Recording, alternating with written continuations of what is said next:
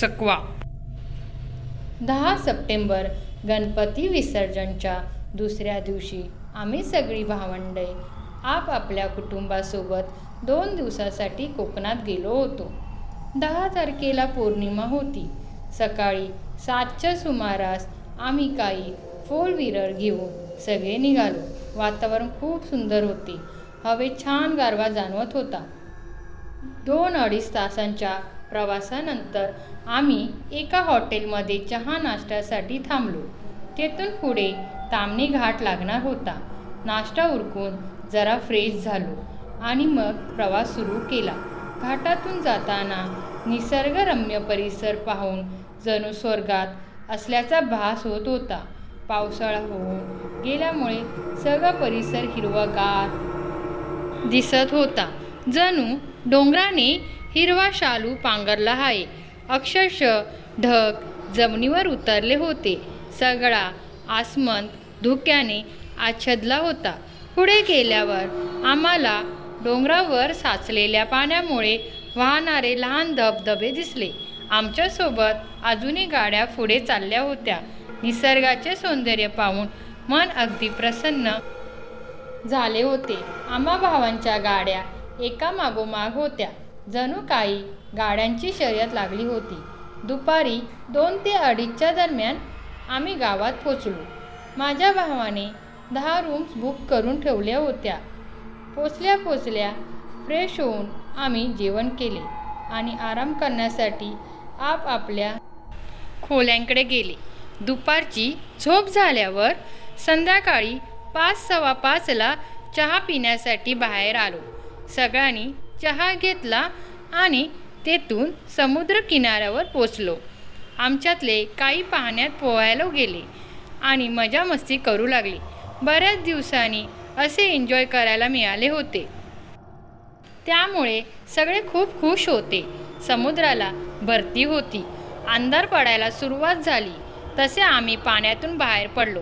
काही वेळ किनाऱ्यावर बसून गप्पा गोष्टी केल्या आणि मग हॉटेलकडे जायला वळलो. हॉटेल अगदीच किनाऱ्याला लागून होते.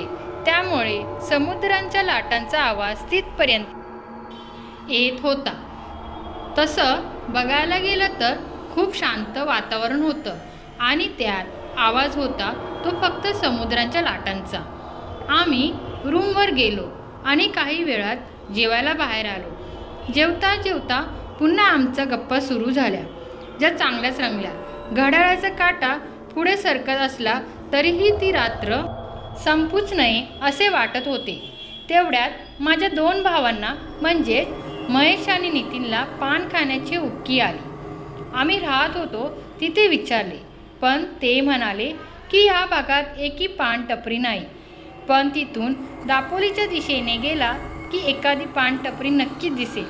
तितक्यात सिद्धार्थ म्हणाला, तुम्ही पान आणायला जात असाल तर औषधं पण घेऊन या. नितीनने गाडीची चावी घेतली आणि तो, मी आणि महेश आम्ही हॉटेल बाहेर पडलो. साधारण 14 किलोमीटर अंतरावर ते गाव होते आणि आम्हाला जाताना रस्त्यात टपरीही दिसते का ते पाहायचे होते. रात्रीचे 10:30 वाजले असतील. गावाकडचा रस्ता असल्यामुळे स्ट्रीट लाईट असून सुद्धा नीट रस्ता दिसत नव्हता. अंधार खूपच गडद भासत होतं. 11 वाजता आम्ही त्या गावात पोचलो. रस्त्यात 1-2घांना मेडिकल आणि टपरी कुठे उघडी मिळेल हे विचारून घेतले, पण कळले की एव्हाना दोन्ही बंद झाले आहे. असं इतक्या लांब येऊन काही उपयोग नाही. फेरी आणि वेळ वाया गेला. निदान औषध तरी मिळले असते तरी चालले असते असे वाटले. हताश होऊन नितीन गाडी चालवत होता. रस्ता अनोळखी असल्यामुळे त्रास होत होता. मोबाईललाही रेंज नसल्यामुळे मॅप वापरता येत नव्हता. परत येताना काही अंतर गेल्यावर कळले की आम्ही रस्ता चुकलो आहोत. गेल्या 15 मिनिटात रस्ता बदलून आम्ही कुठे भटकत होतो आम्हालाही माहिती नव्हते. बऱ्याच वेळानंतर एक चौक दिसले आणि तिथं काही पोरं गप्पा मारताना दिसली.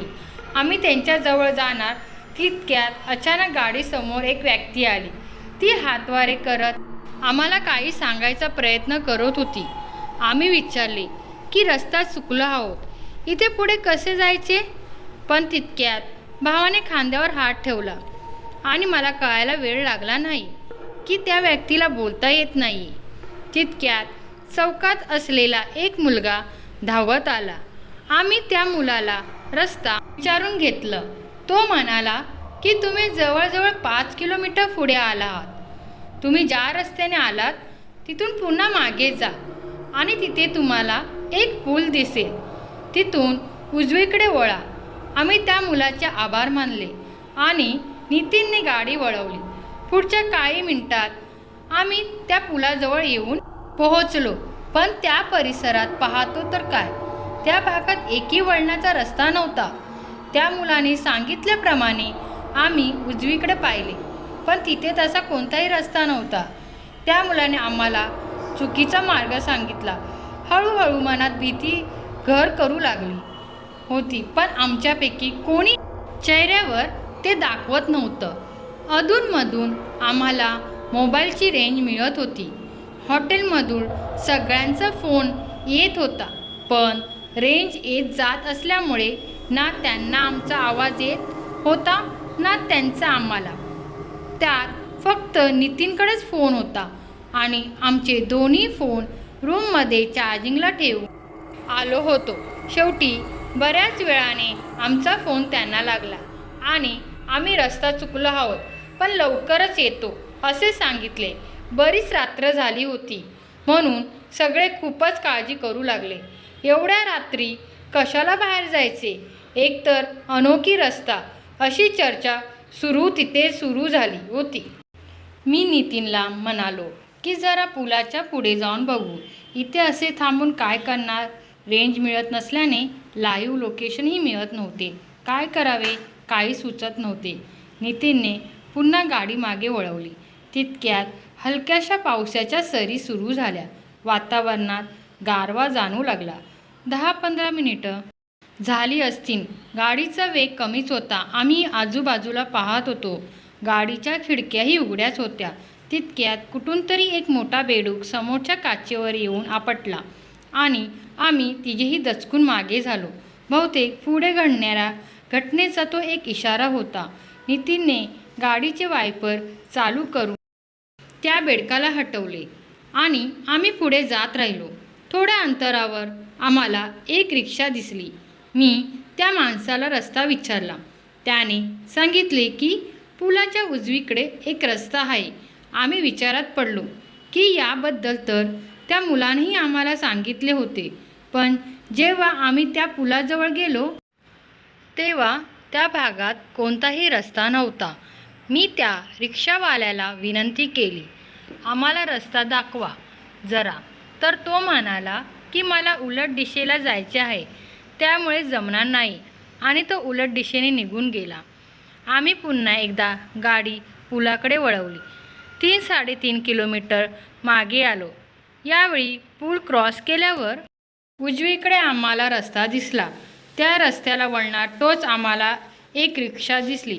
जसजसे जवळ जाऊ लागले तसे दिसले की तोच रिक्षावाला आहे जो आम्हाला मागे दिसला होता. आता मात्र आमची चांगलीच ततरली. नितीनने तरीही हिंमत करून त्याच्याजवळ गाडी नेली आणि मी काही विचारणार त्यास तोच रिक्षावाला म्हणाला, अरे तुम्ही कुठे गेला होतात, मी तुम्हाला माझ्या मागे यायला सांगितले होते. त्याच्या या वाक्याने आम्हाला त्या थंड वातावरणात अक्षरशः घाम फुटला, कारण त्या परिसरात दुसरा कुठलाही रस्ता नव्हता. गेल्या 15-20 मिनिटात आम्हाला एकही रिक्षा ओलांडून पुढे गेली नव्हती. त्यामुळे तोच रिक्षावाला आमच्या पुढे कसा काय आले हे कळण्याच्या पलीकडे होते. या सगळ्या विचित्र पण तेवढाच भयान प्रकाराने भांबावून गेलो होतो. एव्हाना आम्हाला कळून चुकले होते की आम्ही एका भयानक चकव्यात अडकलो आहोत आणि यातून बाहेर पडणे वाटते तितके सोपे नाही. तितक्यात माझी नजर साईड मिररमध्ये गेली आणि मला दिसले की तो मुका व्यक्ती मागे उभा राहून उजव्या दिशेला बोट दाखवून उभा आहे. मला काय वाटले काय माहिती. मी नितीनला म्हणालो, गाडी उजव्या रस्त्यावरून घे आणि जमेल तितक्या वेगात घे, काही झाले तरी थांबू नकोस. नितीनने सांगितल्याप्रमाणे गाडीचा वेग वाढवायला सुरुवात केली. बऱ्याच वेळानंतर आम्ही हॉटेलवर पोचलो.